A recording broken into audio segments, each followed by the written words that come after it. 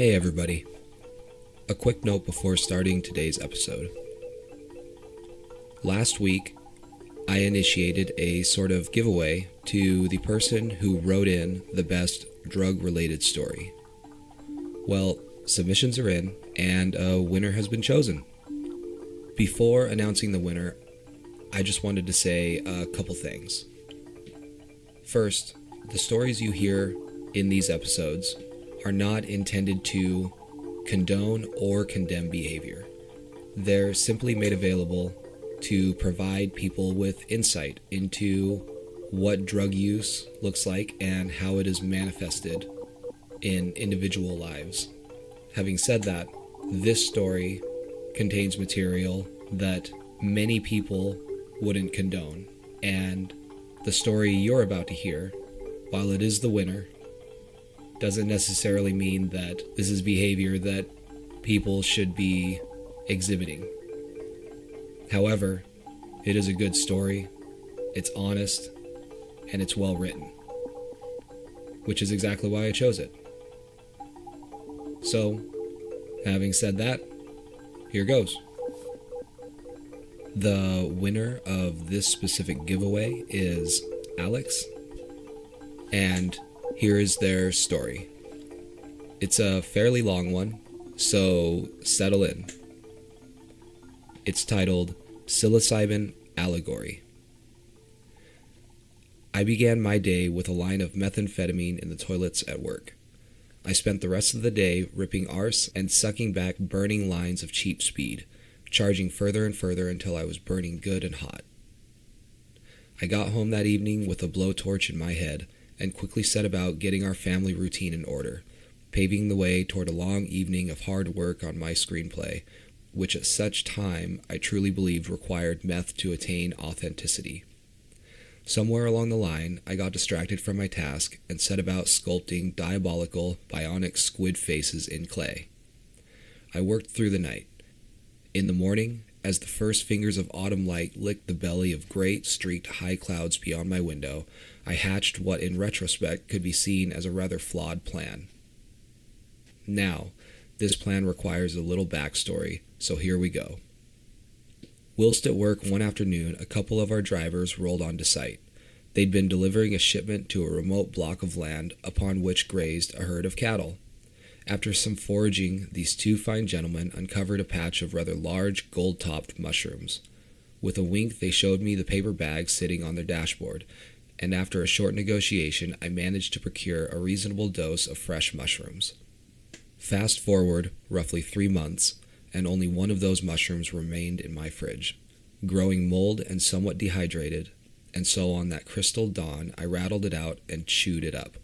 I immediately wondered whether this had been a good idea, but what was done was done.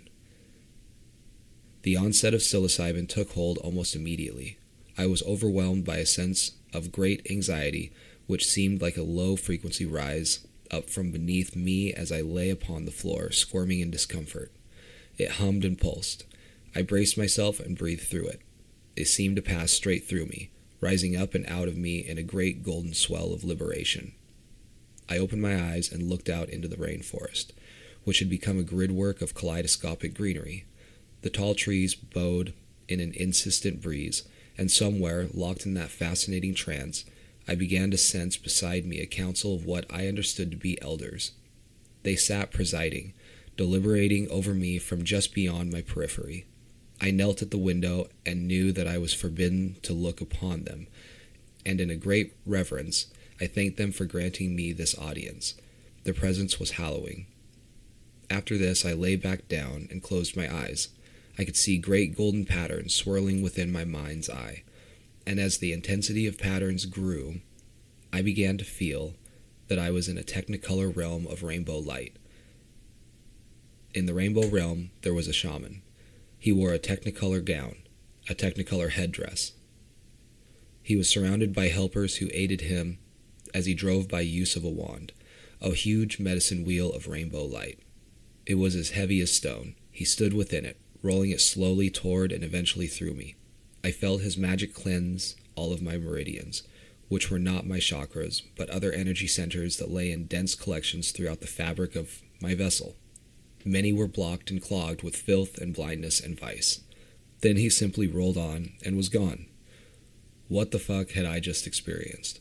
I was only 20 minutes in. I awoke totally cleansed of all negative energy, and the forest displayed to me a dark facade. Great limbs loomed, beckoning darker doorways. Shadows smothered the sun. I came to see that the methamphetamine I had been taking in ever-increasing doses for the last decade or so was a dark influence on my existence here on Earth, and that its work had been done. I no longer needed it. I was still on the floor, feeling blessed and cleansed and hallowed and extremely grateful for having been granted this existence, when suddenly a gateway opened up at the back of my mind and I slipped through, completely of my own will.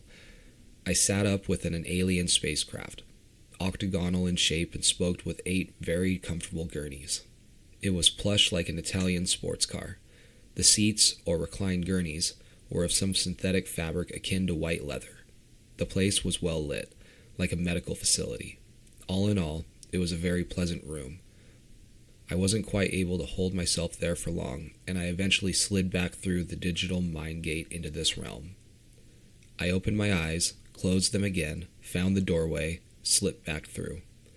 This time I was examining a panel, akin to a plaque. It appeared blank, but as I touched it, a shimmering light of digital gold rippled along its surface, illuminating what I could only describe as alien hieroglyphs not unlike the elven language in Tolkien's trilogy. They were illegible to me. I slipped back into this realm, but I still heard that sound of digital gold shimmering. I was completely sober. Everything was solid and real as ever. It was almost incomprehensible that I had closed my eyes and changed dimensions. When I was on the other side of the doorway, I was still aware of being on my studio floor with my eyes shut. It was almost like being 2 people at once, or 1 man in 2 places. Now comes the next mystery. At this stage, my little boy woke up and climbed into bed with my partner. She was breastfeeding him when I sauntered into the bedroom, and I immediately copped a sideways glance from him. He seemed completely attuned to my altered state and wasn't quite sure about Daddy just now. I lay down beside them and closed my eyes, immediately finding a new portal. This one was different, a shadow realm in which patterns emerged. I saw a triangle like that of a hazard symbol. It was neon orange and had elements of red and yellow, like high-visibility clothing. In this realm, I met a crew of helpers, all of which I understood to be human and alive here on Earth at this time. Whether or not they were conscious of the deep psychological work they did in this realm is still unknown. I actually felt that I'd met some of these people before, many years ago when I was a lost addict in a big city. We were all in this shadow realm together, and they conversed with me. They were there with a purpose, to perform a deep cleansing ritual, and had been altered with bionic attachments on their bodies. A man showed me his arm, which opened up like fold-out, louvered helicopter blades in a neon slatwork. He was clearly excited about his upgrade. Behind him, several people operated a great cleaning machine that looked like a Star Wars droid. They somehow entered my ether and began cleansing my thought pattern and reorganizing the chaos of my confused psyche.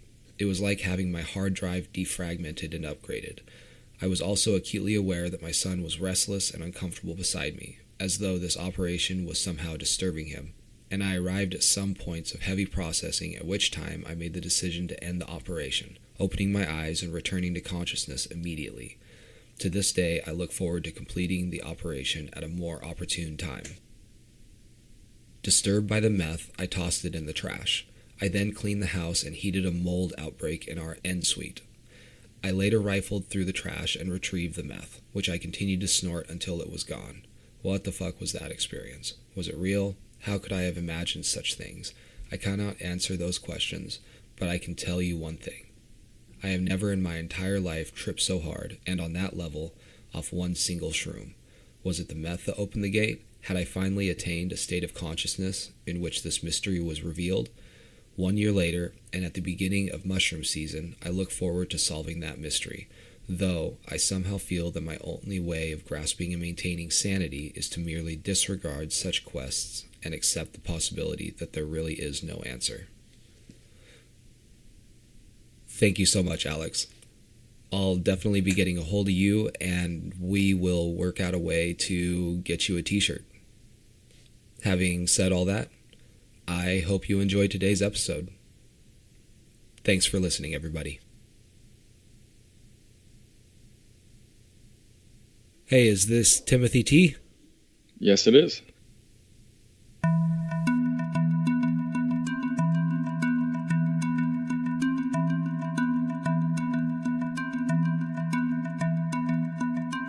Some of my lessons for me personally have been the repetition and just, using such powerful tools, especially one like ayahuasca or DMT or anything like that.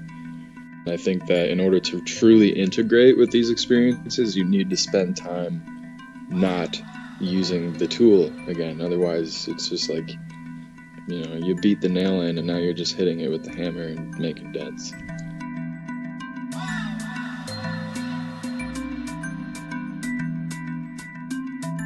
Psychotropic presents Timothy T.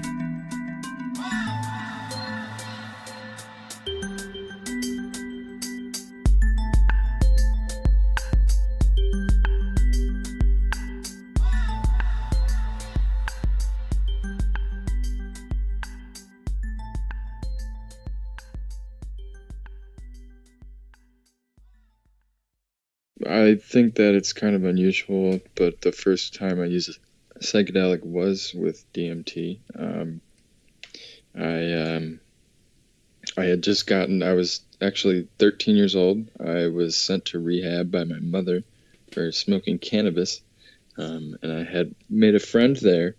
And during the process, I had only really smoked pot at that point. And I'd been diving into Erowid.org. I don't know if you're familiar. I feel like you might be. Yes. But Erowid is an internet drug database committed to giving people thorough and very educated material. So anyways, I had read a lot about DMT on the website, and I made a friend at rehab, and we were talking about it a lot. And so I got out, and I had learned that someone that was a couple of years older than me in high school was making DMT or extracting it, and I was absolutely interested. The first time I was with two of my other best childhood friends, and we were at his house, and I was still a little nervous because I had just gotten out of rehab to smoke it with pot, so I smoked it on tobacco out of a bong, and I would not recommend that. My first experience, I spent coughing probably the whole time. I think I might have been able to break through if I hadn't been in just absolute agony. My second, the reason that I wanted to share, my friend, ironically enough, who lived towns over, had gotten out a week later, and this was 2 days after he got out. We somehow, by chance, my life is plagued by irony, smoked DMT for the first time on the same day, and that was like our first comment once we spoke to each other. And he's like, "Oh, guess what I did?" And I'm like, "No way, me too." And then it ended up being from the same person. Anyways, I thought that was really weird. I think most of my psychedelic experiences are plagued with some weird synchronicity. Anyways, I would like to share my second experience because it was probably the more profound one and is the experience that kind of sparked my interest. It's kind of silly, but I was at the house where Styx, the band, lived when they were a group, at my friend's house who lived across the street from me when I was a child.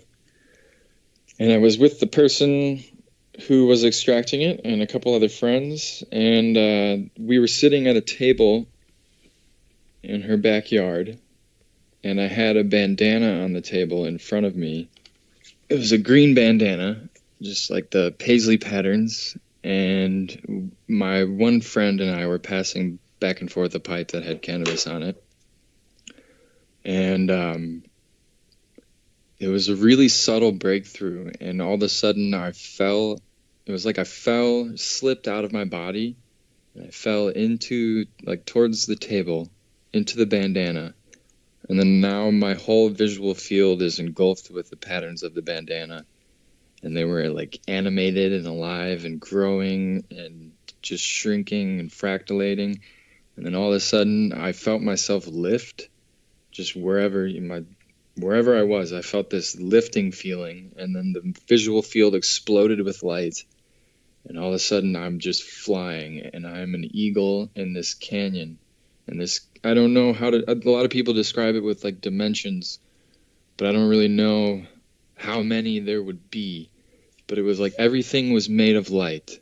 Nothing was being casted upon. There were no shadows. Everything was made of light, and everything was digital. And I was flying down the center of the canyon, and everything had color, depth, but at the same time, everything was made up of like pixels, but they were not pixels. They were like windmills that were spinning and like sparkling and slightly changing color, but enough to maintain the image, and they were jingling, and everything was making sound. And then eventually I came back, and I was in my body, and I was just like, that was the most amazing thing I've ever experienced in my entire life. There's something else, and that just kind of triggered, I guess, an interest. Yeah, that's pretty much my first experience with especially breaking through.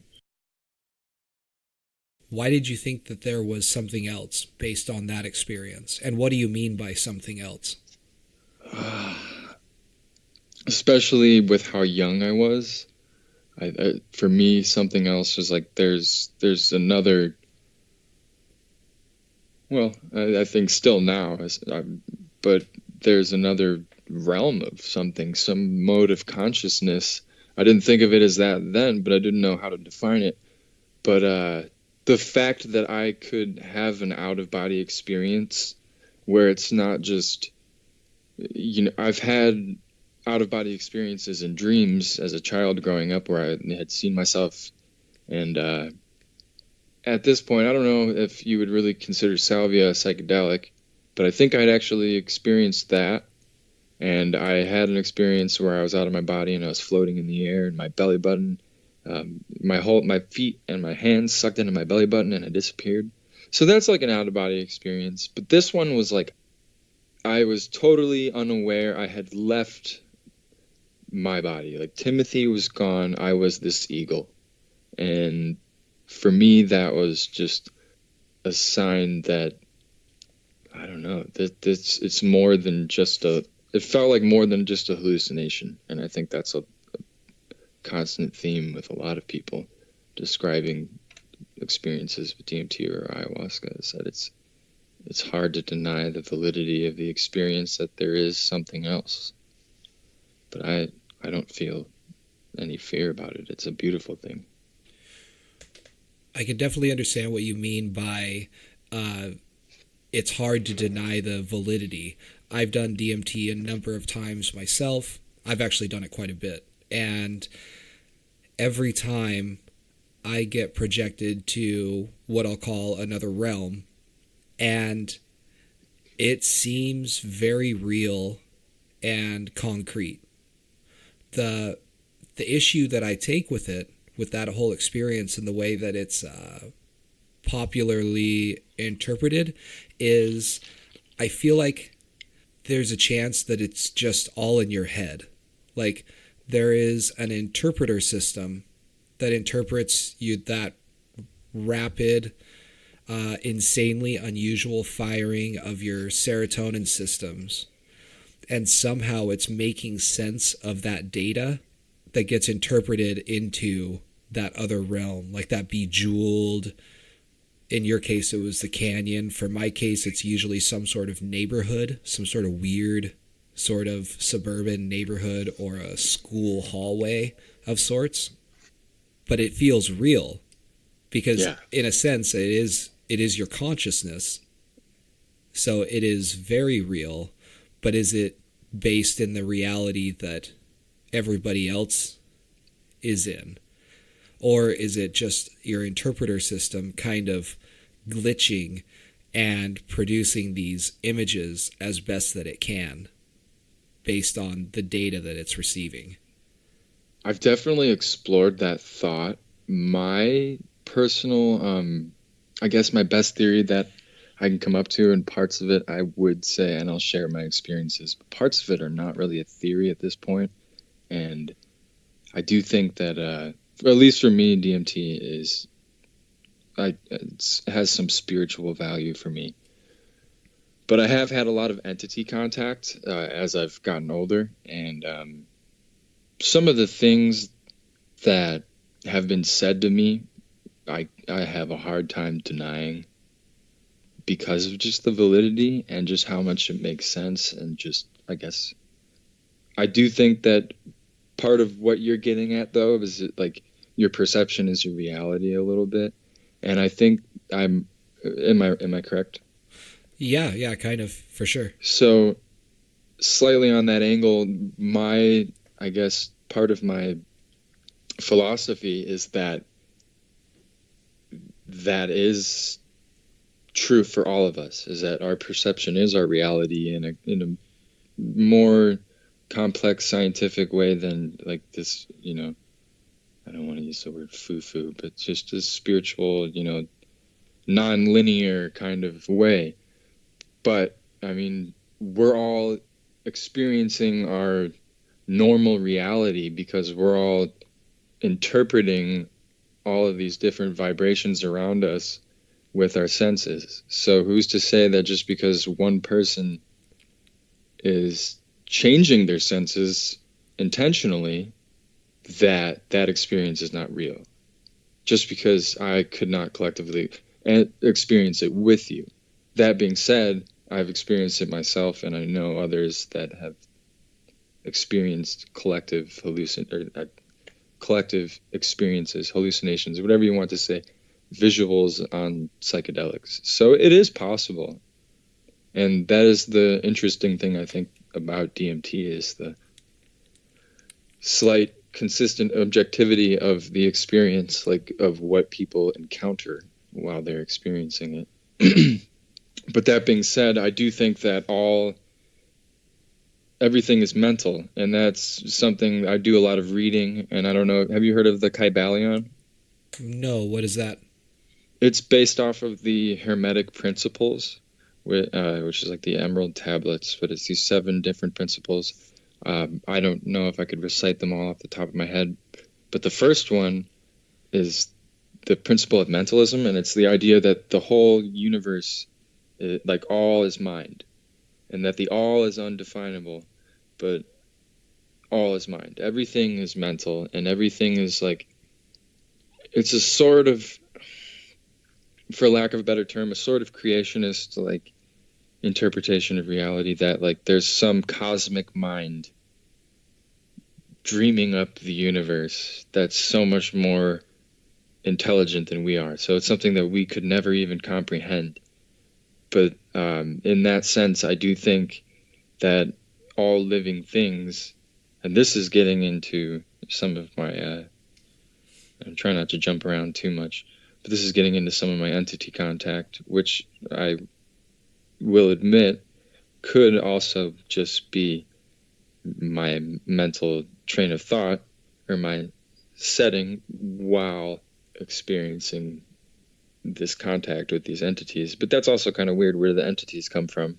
If it's just a hallucination, why are they popping up to tell it to me? Where are they coming from? It's interesting because you talk about the idea of mentalism and how there is a universal mind, right? Yes, that's what I'm getting at. And one of my interests is in the idea of consciousness, right? And this idea of consciousness being subjective experience, sentience, the act of actually experiencing. And though from what I've read, we ultimately don't know how we have no idea. It's not even ultimately. We just don't know how consciousness arises from the brain. We can understand how the brain functions. We might understand how neurons connect and where their synapses are connected and where their dendrites and axons come to and come from. And maybe we can even understand entire networks. But we don't understand how those networks, when they fire together, result in subjective experience, right? In the end, Correct. The way that we understand the universe and physics and chemistry and the brain, biology, we should just be zombies. We should have no consciousness. We could operate exactly how we operate now without subjective experience or consciousness. But somehow I have consciousness. I experience color and I experience sound, right? Yes. And this is in neuroscience, it's called the hard problem of consciousness. How do you explain consciousness? We can't seem to explain it. But one of the theories is that consciousness is the subjective aspect of the universe. So there's an objective aspect, which is what science largely measures and studies. But then there's also a subjective aspect. And they theorize how this subjective aspect becomes subjective in the first place. And what they say or what they propose is that it's based on information passing back and forth. And they call it, I believe it's integrated information theory. And it's the idea that if there is a cause and effect relationship between two objects, then there's going to be a subjective experience associated with it. No matter how dim that subjective experience is, there's still some semblance of a subjective experience.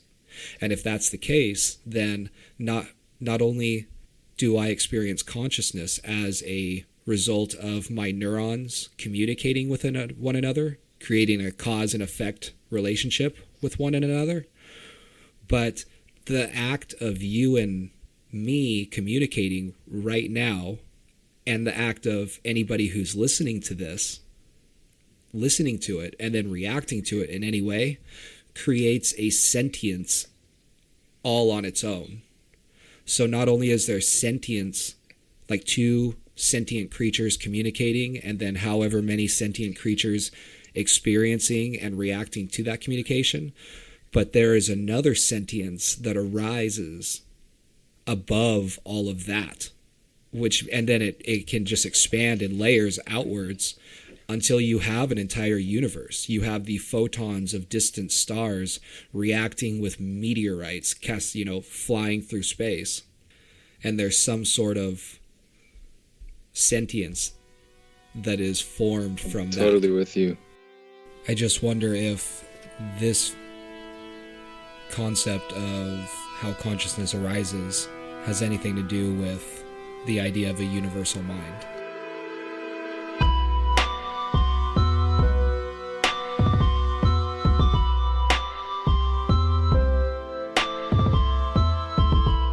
So one of the experiences that I wanted to share, one of the other ones, it took me years, I guess on a side note, to actually have contact with what you would say is an entity on DMT.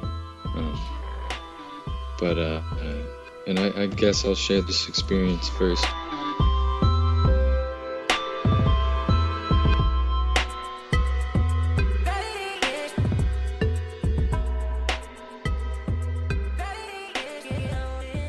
So, when I was about 20 years old, I had acquired a vial of it was a small vial of about 50 hits of LSD, but it had evaporated because it was not fully sealed and it was alcohol. And I guess I was in my the proving days of my youth, and I decided to just put the whole thing in my mouth and suck on it. And that was probably the highest I've ever been on LSD. I was going to ask you one thing. Have you ever experienced like the intuitional thought where it seems like it's kind of like you're not seeing some entity, but it's almost like something's implanting this information into your mind that you weren't necessarily thinking about? Not quite. I've experienced entities in my visual field while under the influence of DMT, and then I've also experienced an entity that I was aware of, but I couldn't see while I was on peyote. Interesting. Yeah. Yeah, I haven't had any experience. I've done San Pedro, but not peyote. But what are you? But Go ahead and continue. anyway, so what I wanted to share was my intuitional thought experience, and it was like I don't know who or what it was, or whether it was just me. It could have just been me, but for me, it was a profound experience. But it spoke to me, and it was informing me that all of life is just a form of creation, and that it's almost like, and this integrates into my entity experiences, but all of life is just experiencing creation in all of the ways that it can possibly be experienced and created, and that us as humans, this is my interpretation of that intuitional thought, is that us as humans tend to subjectify things so much that we forget that we're part of something larger. And that's when, you see people victimize themselves or get, I think it's a large part of people suffering, is that we separate ourselves from everything. So anyways, I think the reason I shared that is that it could just be me following my own philosophy and having these experiences, like you said, and it could all just be in my head.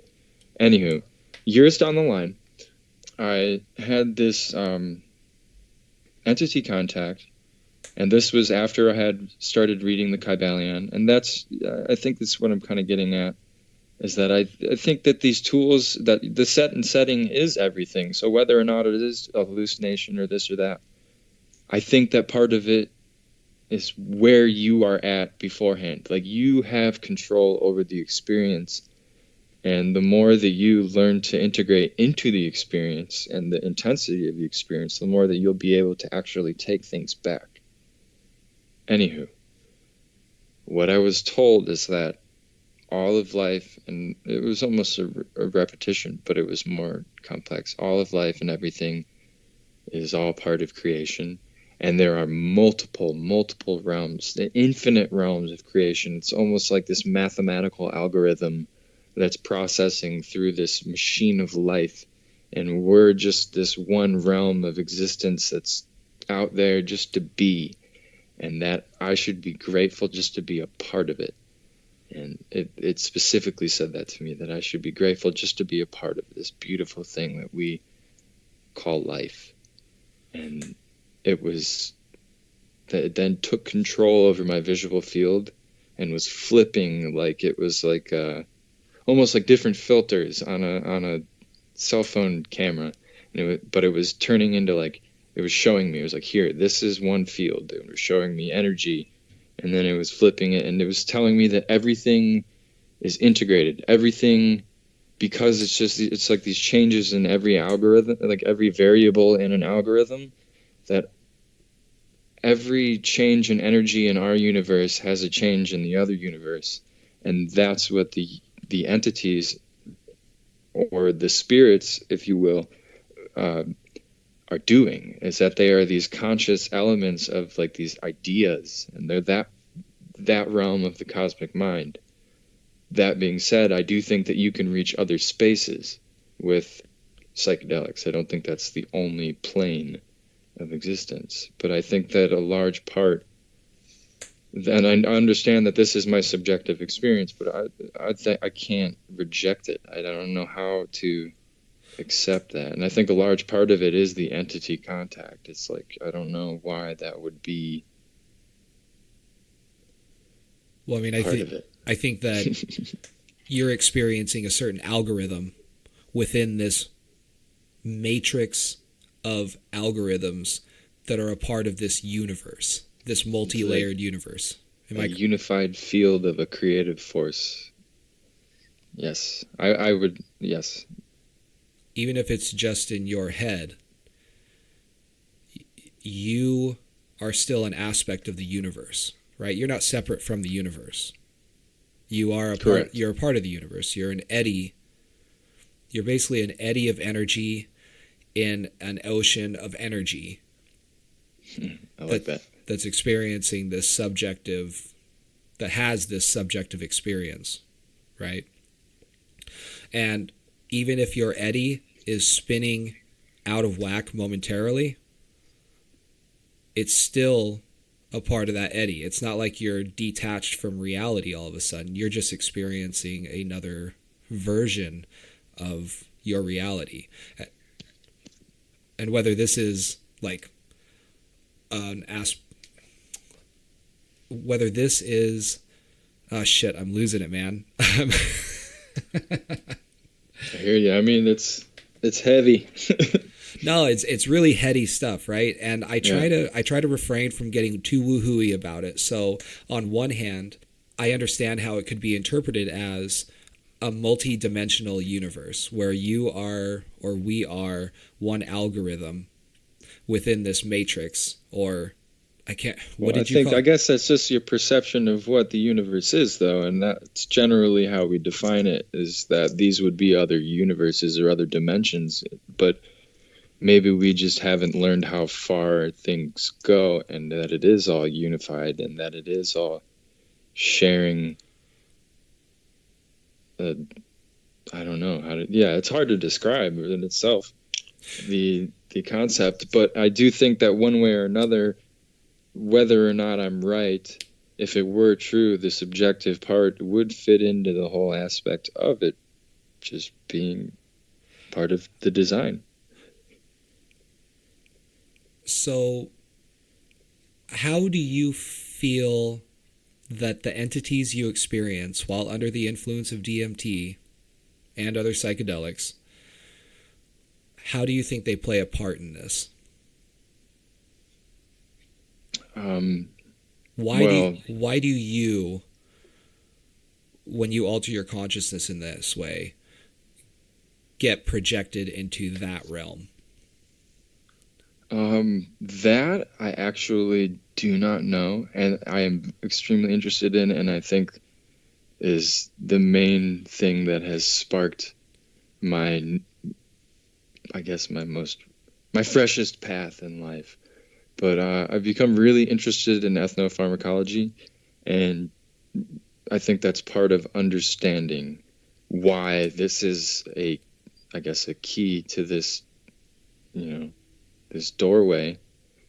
I don't understand why these things do that, but I'm not necessarily theorizing a lot of this stuff. I'm sharing what I've experienced and what has been told to me. And I think that's kind of part of it, is that I have, it's hard to make a lot of it up. And I think that's also part of it, part of the whole validity thing. And I've been taking a break in life recently.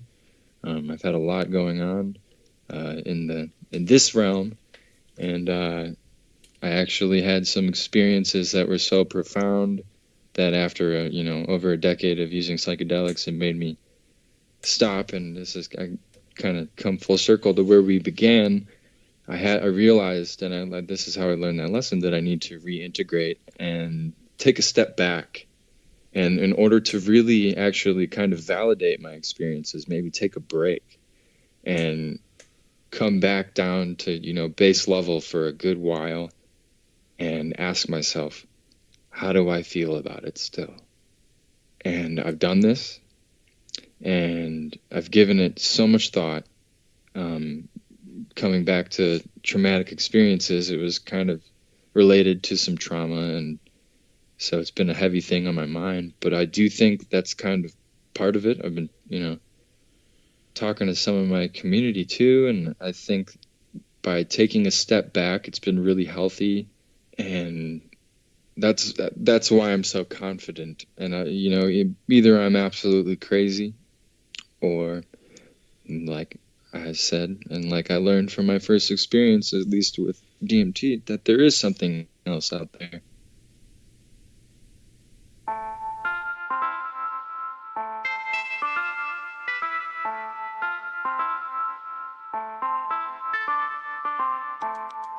This episode was produced by me, Philip Johnson. All songs used can be found in the description section of this episode. If you enjoyed this week's episode, be sure to rate and leave a review wherever you listen to your podcasts. If you have a story you'd like to share, or if you're interested in supporting the show, either through purchasing a psychotropic t-shirt or becoming a patron, you can do all of this at www.psychotropicpodcast.com. Lastly, if you're interested in getting a sneak peek at upcoming episodes of Psychotropic, be sure to follow Psychotropic on Instagram at Psychotropic Podcast, all one word. Thanks again for listening, everybody. See you next time.